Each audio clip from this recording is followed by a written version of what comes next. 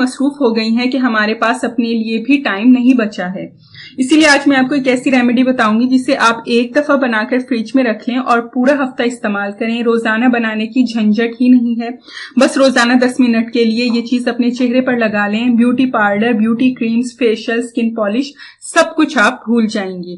آزمائش شرط ہے. اس سے پہلے کہ میں آپ کو اس بیسٹ اسکن وائٹنگ ریمیڈی کے بارے میں ڈیٹیل سے بتاؤں، آپ پلیز میرا چینل سبسکرائب کر لیں.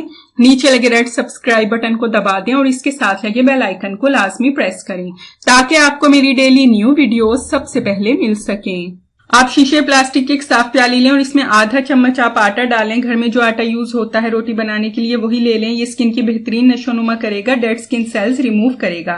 پھر آپ اس میں آدھا چمچ ملتانی مٹی کا پاؤڈر ڈالیں. کسی بھی اچھی کمپنی کا ملتانی مٹی پاؤڈر لے لیں. اس سے acne, pimples, dark spots remove ہوں گے، کلر بھی فیئر ہوگا. اور اب آپ اس میں آدھا چمچ لیمو کا فریش رس ڈالیں. اس میں موجود قدرتی بلیچنگ افیکٹ آپ کی کالی رنگت کو گوری بنائے گا. اب اس میں ڈالیں 1 چمچ خالی سرکے گلاب. یہ اسکن پر جمی میل مٹی کو صاف کر کے اسکن کو کلین اینڈ کلیئر بنا دے گا. پھر ان تمام انگریڈینٹس کو آپ اچھی طرح مکس کریں اور اسے آپ فریج میں رکھتے ہیں. 1 ہفتے تک آپ اسے اسٹور کر سکتے ہیں. اگر یہ مکسچر ڈرائی ہو جائے تو آپ اس میں تھوڑا سا ارکے گلاب ڈال کر مکس کر کے پھر یوز کریں اور اسے آپ زیادہ مقدار میں بھی بنا سکتے ہیں.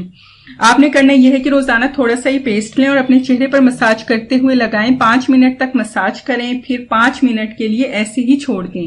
یعنی 5 منٹ تک مساج کیا، 5 منٹ تک لگا رہنے دیا. ٹوٹل 10 منٹ بعد چہرہ سادہ پانی سے واش کر لیں.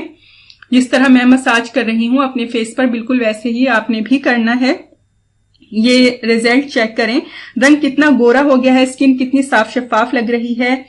اور یہ ریمیڈی آپ ایک بار لگا کر دیکھیں، آپ کو بہت ہی زبردست ریزلٹ ملے گا.